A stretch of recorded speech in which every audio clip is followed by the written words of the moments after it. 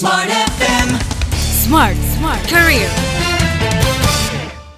Hai Smart Listeners, siapa yang pengen CV-nya nggak akan ditolak begitu ya, langsung keterima cepat begitu. Ini kan tentu butuh skill tersendiri, butuh bagaimana menyusun portofolio Anda dengan sistematis, dengan baik, hingga akhirnya para recruiter tuh melihat gitu, melirik. Nah, sekarang kita akan ngomongin how to creating an unforgettable portfolio bersama dengan Mas Lukas Nawawi, CEO Arte Group. Hai, Mas Lukas. Halo. Dari pandangan seorang CEO nih, Oke. ngelihat CV ataupun portofolio Ya. orang begitu kan ya.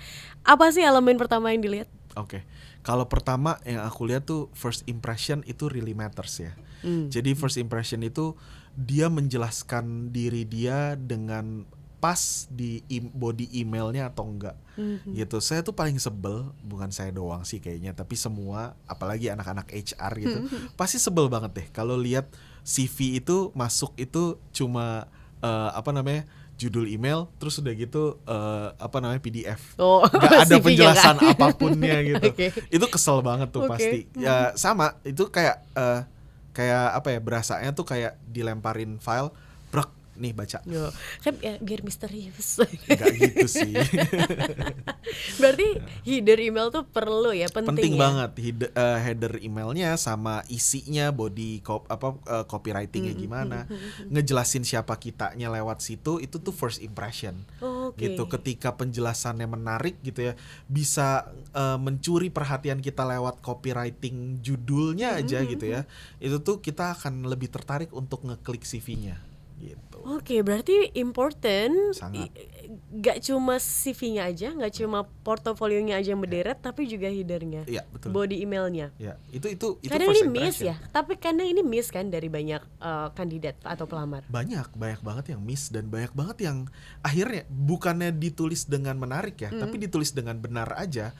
Menurutku itu jadi nggak cukup sekarang, karena semakin banyak perusahaan yang terima CV semakin banyak kan setiap hari. Iya, gitu. benar. Jadi misalnya sehari umpama ya ada satu perusahaan yang kamu lamar gitu ya, dia terima 10 email setiap hari gitu ya, dan HR-nya baru nge-review di hari kelima. Berarti kan pas lagi kamu di review itu ada 50 CV lainnya kan. Iya. Gimana caranya si HR ini nge-review? Ya pasti dia akan bukain formally, dia akan buka email satu persatu, betul gak? Bener. Tapi gimana caranya dia milih, itu pasti ada subjektivitasnya dia. Gitu loh, ada pasti subjektivitasnya. Ya caranya gimana? Ya pasti kita harus mencuri perhatian dia dari first impression-nya, which is dari judul dan body copy emailnya. Biar kelihatan begitu ya di Iya, emailnya ya. iya. Dari sekian banyak CV, Iya. tentu saja biar stand out ya, bisa dilihat. Betul. Pakai bold, tulisan bold atau besar Ya semua. apapun, belajar kan banyak ya sekarang kelas-kelasnya ya, email marketing dan sebagainya. Pasti ada satu atau dua value yang bisa kita terapin sebenarnya. Gitu sih. Kalau lewat platform lain, Mas Lukas, seperti Ya. apa? Seperti LinkedIn Ya. atau apa ya, Jobstreet Ya. dan lain-lain. Jobstreet, LinkedIn, aku jujur lebih banyak makainya di LinkedIn ya. Cuma kalau LinkedIn itu aku lebih suka mereka yang bisa merepresent dirinya mereka, bukan cuma dari profil LinkedIn yang bagus, tapi thoughts-nya dia juga kita bisa lihat gitu. Misalnya dia aktif bikin newsletter atau blog gitu ya, kita bisa lihat tuh di situ dia punya thoughts yang menarik atau enggak gitu. Oke. Jadi kita bisa buka sampai situ sih. Gitu. Pernah nggak dalam perjalanan ini nge-recruit dari LinkedIn? Pernah, banyak. Banyak. Hasilnya? Hasilnya? Ya ada yang oke, ada yang biasa aja, ada yang oke banget, ada yang kurang banget. Oke. Ya sebenarnya dari channel manapun pasti akan ketemu apa aja gitu. Dari Instagram pun aku pernah rekrutmen pas awal-awal, apalagi ya. Aku pas awal-awal nggak punya HR, aku yang rekrut sendiri. Gitu. Jadi ya Instagram pun sebenarnya jadi salah satu point of view yang aku perhatiin. Jadi misalnya dia pinter representing himself atau herself gitu ya, pas lagi present lagi interview session segala macam bagus gitu ya. Tapi begitu lihat feeds Instagramnya dia, ya ampun ini orang ngomongnya sembarangan. Itu juga jadi faktor yang sangat dilihat, apalagi sekarang. Oke, berarti kan sempat tuh Mas Lukas beberapa waktu lalu ada yang bilang, ya namanya pekerjaan profesional ya dipisahkan loh Ya, dengan kehidupan pribadi. betul. Nggak boleh nih dilihat X-nya, nggak boleh nih dilihat Instagramnya.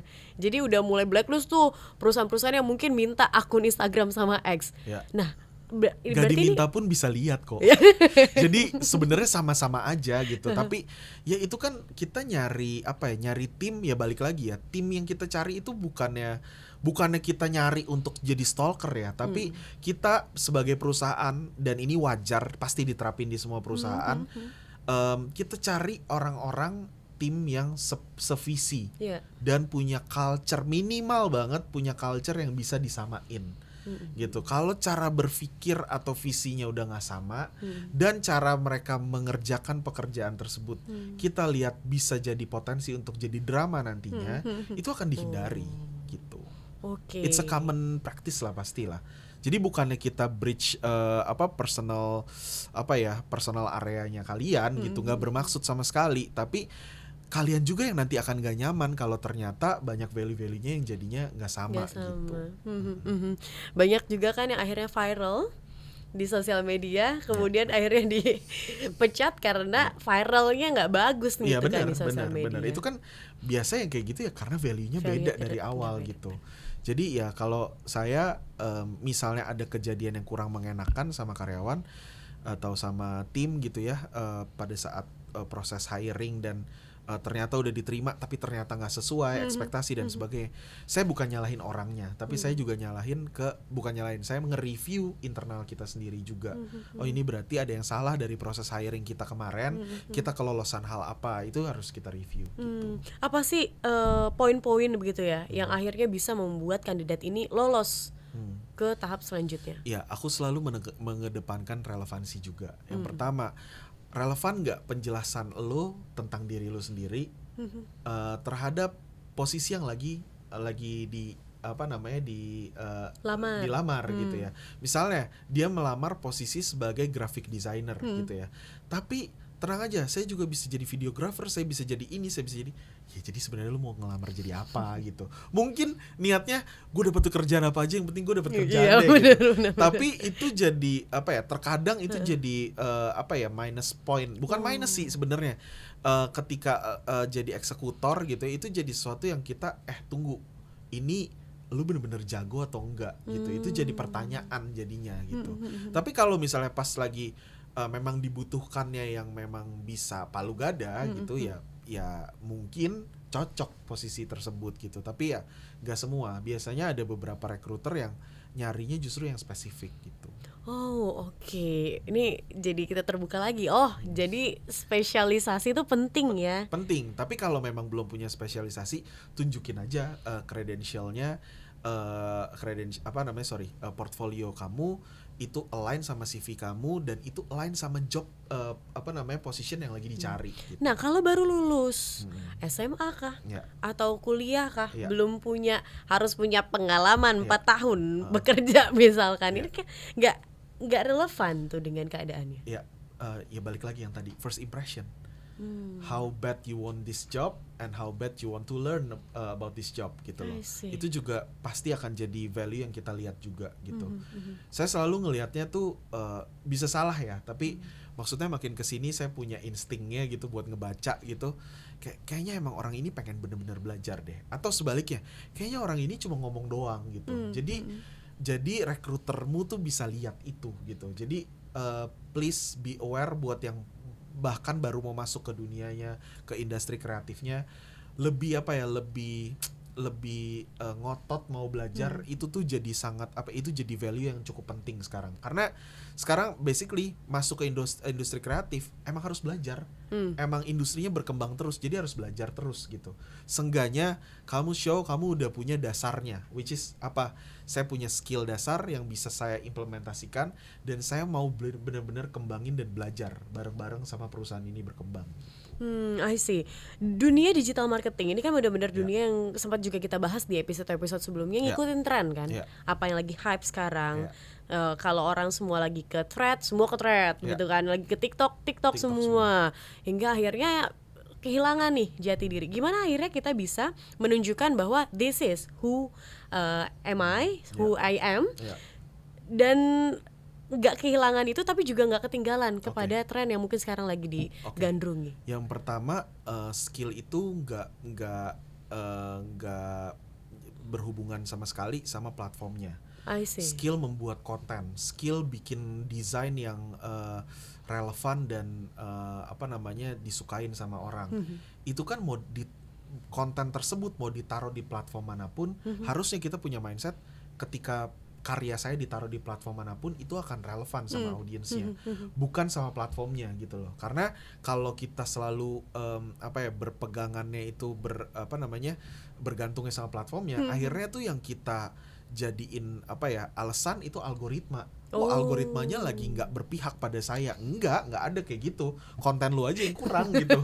Gitu. Saya sekarang bikin konten gitu ya buat akun saya pribadi, buat kantor gitu. Yang penting saya sekarang malah bikin account kantor saya gitu di artigroup.id di TikTok gitu ya. Semua yang bikin konten jangan cuma tanggung jawab anak konten. Ini kan account kita bareng-bareng jadi satu kantor gitu. Setiap departemen itu bertanggung jawab atau punya giliran buat bikin konten. Hari apa giliran departemen apa, hari apa giliran departemen apa. Jadi bikin konten itu nggak harus tunggu jago. Bikin konten itu ya karena memang kita mau share apa gitu loh. Jadi kita nggak ngelihat viewsnya. Ketika relevan kontennya, viewsnya akan gede gitu. Tapi kalau nggak relevan, ya viewsnya kecil. Tapi bukan berarti kontennya jelek gitu loh. Jadi ya udah bikin konten untuk self expression aja gitu. Gitu sih. Jadi kalau saya tipsnya sebenarnya kita jangan bergantung sama platform. Lebih tepatnya kita asah skill kita dan kita sukain apa yang kita kerjain aja sih. I see.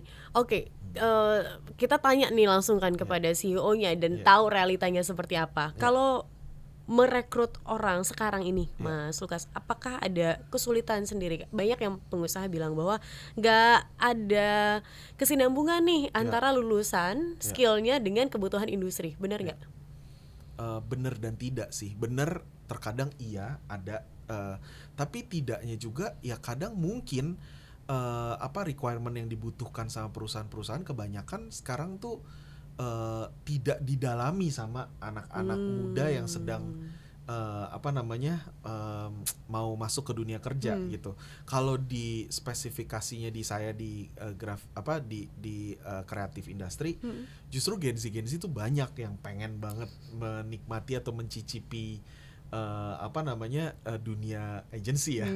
Tapi kitanya yang harus coba nge-relook lagi. Ini orang pengen FOMO atau ikut-ikutan tren doang jadi anak agensi gitu ya. Karena itu ujung-ujungnya cuma jadi bahan konten mereka. Iya bener lagi kerja di dunia agensi capek deh gini gitu ya. Itu karena emang dia cuma pengen berkonten ya nggak cuma pengen lah, tapi ya gitu cuma pengen merasakan gitu loh, ngerasain. Atau memang bener-bener passionnya dia di situ gitu. Itu yang harus kita yang lihat gitu, harus kita sebagai recruiter kita lihat itunya, memang punya drive dan passionnya atau keinginannya apa enggak. Karena passion itu kan sebenarnya bukannya suka loh.